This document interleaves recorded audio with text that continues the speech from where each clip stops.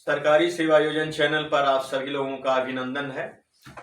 आज जो हम बात करने जा रहे हैं वो बेसिक शिक्षा विभाग प्रयागराज से वैकेंसी आई है।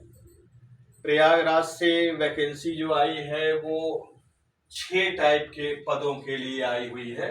इसमें टोटल 6 पद हैं, मतलब 6 प्रकार के पद हैं। पहला पद है ब्लॉक कोऑर्डिनेटर, जिसमें कुल पद है 15। योग्यता है स्नातक, स्नातक के साथ ओ लेवल होना चाहिए या बीटेक, यानी दोनों में से कोई एक होना चाहिए। स्नातक के साथ ओ लेवल होना चाहिए, अगर ये नहीं है तो बीटेक होना चाहिए। किसी विषय से कोई भी ट्रेड हो, बीटेक में आप फॉर्म भर सकते हैं। वेतन है 14,583 रुपया। उम्र जो डिमांड की गई है वो 21 से 40 वर्ष के बीच में होनी चाहिए। दूसरे प्रकार का जो पद है उसका नाम है क्वालिटी कोऑर्डिनेटर। इसमें कुल 20 जगह है। इसमें योग्यता एमकॉम चाहिए या एमबीए चाहिए। एमकॉम हो या एमबीए हो, दोनों में से कोई एक होना चाहिए।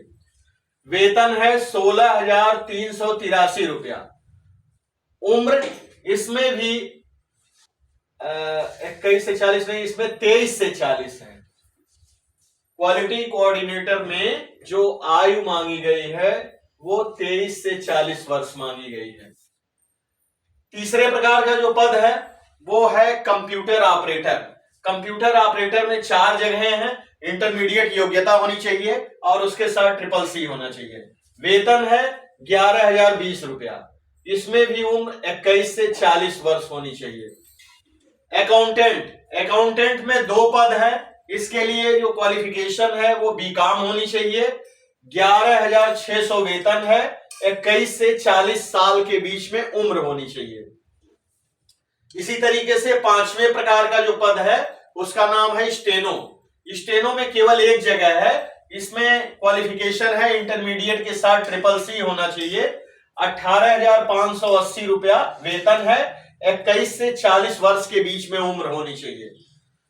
MIS इंचार्ज, इसमें केवल 1 जगह है। क्वालिफिकेशन है MCA या बीटेक। कंप्यूटर साइंस से बीटेक होना चाहिए या MCA होना चाहिए, दोनों में से कोई एक होना चाहिए। वेतन है 35,000 रुपया और उम्र है 21 से 40 वर्ष के बीच में। एक बात ध्यान देने की है, बेसिक शिक्षा विभाग गोंडा से भी ब्लॉक कोऑर्डिनेटर का पद निकला है, जिसमें 8 पद है। प्रयागराज में ब्लॉक कोऑर्डिनेटर की जो पद संख्या है वो 15 है, लेकिन जो बेसिक शिक्षा विभाग गोंडा से जगह आई है ब्लॉक कोऑर्डिनेटर की, उसमें केवल 8 जगह है। क्वालिफिकेशन दोनों में सेम मांगा गया है। उम्र भी दोनों में सेम है। वेतन भी दोनों में सेम है। मतलब वही है जो प्रयागराज में है, वही ब्लॉक कोऑर्डिनेटर गोंडा के लिए भी मांगा गया है।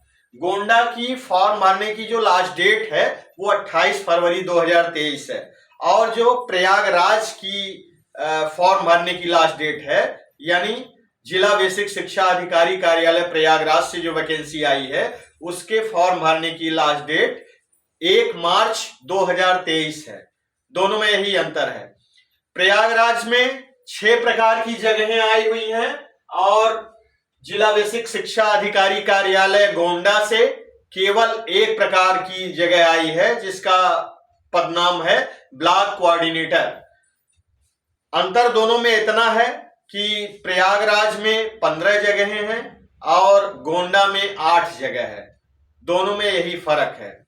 ये जो फॉर्म भरा जाएगा ये सेवा योजना चैनल के माध्यम से भरा जाएगा। सेवा योजना पोर्टल पे भरा जाएगा। सेवा योजना पोर्टल पे पहले आप रजिस्ट्रेशन करेंगे अपने क्वालिफिकेशन का, इसके बाद आप अपने पद के सापेक्ष फॉर्म भर सकते हैं। जैसा कि हम लोग पहले भी चर्चा कर चुके हैं कि जो आउटसोर्सिंग की भर्तियां होती हैं और सेवा योजना पोर्टल के माध्यम से भरी जाती हैं, उसमें होता क्या है कि पहले आपके क्वालिफिकेशन के अनुसार रैंडमली एक पद के सापेक्ष 3 लोगों को बुलाया जाता है। जैसे यहां अगर 15 जगह है ब्लॉक कोऑर्डिनेटर की, तो डॉक्यूमेंट वेरिफिकेशन के लिए 45 लोग बुलाए जाएंगे। उसी 45 लोगों में से 30 लोग छांट दिए जाएंगे, 15 लोग रख लिए जाएंगे। आउटसोर्सिंग की वैकेंसी जब निकलती है, जो उसका डॉक्यूमेंट वेरिफिकेशन के बाद का सिस्टम होता है, वो ये होता है कि इसमें कोई लिखित परीक्षा नहीं होती है। इसमें केवल इंटरव्यू के माध्यम से चयन किया जाता है, यानी आपकी योग्यता का जो परख किया जाता है वो साक्षात्कार के माध्यम से ही किया जाता है। इसमें डॉक्यूमेंट वेरिफिकेशन के लिए एक पद के सापेक्ष 3 लोगों को बुलाया जाता है, जिसमें से 2 लोगों को छांट दिया जाता है और 1 लोगों को नियुक्ति दे दी जाती है। इस प्रकार से आउटसोर्सिंग भर्ती आसानी से लोग प्राप्त कर ले रहे हैं। विगत 1.5 साल से आउटसोर्सिंग के माध्यम से कई हजार लोगों की भर्तियां हुई हैं। उसका मेन रीजन यही है कि इसमें कोई लिखित परीक्षा नहीं होती है, इसमें इंटरव्यू के माध्यम से रखा जाता है। फर्क इतने होता है कि जो पहले रैंडमली एक पद के सापेक्ष 3 लोगों को ही बुलाया जाता है, वो रैंडम तरीके से बुलाया जाता है, इसका कोई आधार नहीं होता है। विभाग का ये कहना होता है कि हमारा कंप्यूटर जो है वो रैंडमली उठाता है, यानी फॉर्म चाहे जितना लोग भरें, केवल एक पद के सापेक्ष 3 गुना लोगों को ही इसमें कॉल किया जाता है, बुलाया जाता है डॉक्यूमेंट वेरिफिकेशन के लिए। अब जैसे क्वालिटी कोऑर्डिनेटर में 20 जगह है, तो इसमें भी डॉक्यूमेंट वेरिफिकेशन के लिए 60 लोगों को बुलाया जाएगा, जिसमें 40 लोगों को बाहर किया जाएगा और 20 लोगों को नियुक्त किया जाएगा। इसी तरीके से कंप्यूटर ऑपरेटर में अगर 4 जगह है तो 12 लोगों को कॉल किया जाएगा, जिसमें से 8 लोगों को बाहर किया जाएगा, 4 लोगों को रख लिया जाएगा। यही सिस्टम होता है। इसमें जितनी भी पद संख्या है उस पद संख्या के सापेक्ष 3 गुना लोगों को रैंडमली बुलाया जाता है। रैंडमली मीन्स होता है लॉटरी सिस्टम, मतलब जैसे लॉटरी किसी की भी निकल सकती है, वही सिस्टम रैंडम होता है। रैंडम मीन्स होता है कि आप कहीं से भी चूज कर लेंगे, यानी कल्पना करिए फॉर्म भरा 100 लोगों ने, लेकिन रैंडम जो है 45 लोगों को ही डॉक्यूमेंट वेरिफिकेशन के लिए कॉल करना है, तो वो 45 लोग 100 के बीच में से कहीं से भी उठा लिए जाएंगे। ये कोई जरूरी नहीं है कि फॉर्म आप पहले भरिए तो आपको पहले बुला लिया जाएगा, फॉर्म आप बाद में भरिए तो आपको पहले बुला लिया जाएगा, आप फॉर्म बीच में भरिए तो पहले बुला लिया जाएगा। ऐसा कोई सिस्टम नहीं है।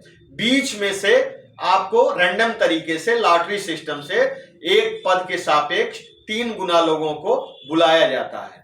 अब जो फॉर्म भरने की प्रक्रिया होती है वो पहले हम सेवायोजन पोर्टल पर जा करके www.sevayojan.nic.in पे हम अपने सर्टिफिकेट का पंजीकरण करेंगे।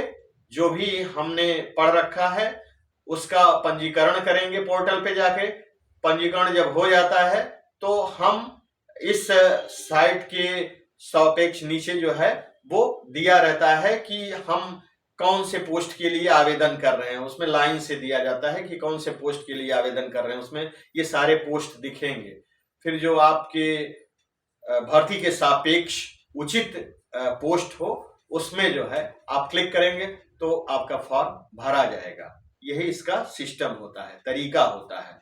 बाकी डिस्क्रिप्शन बॉक्स में एक हेल्पलाइन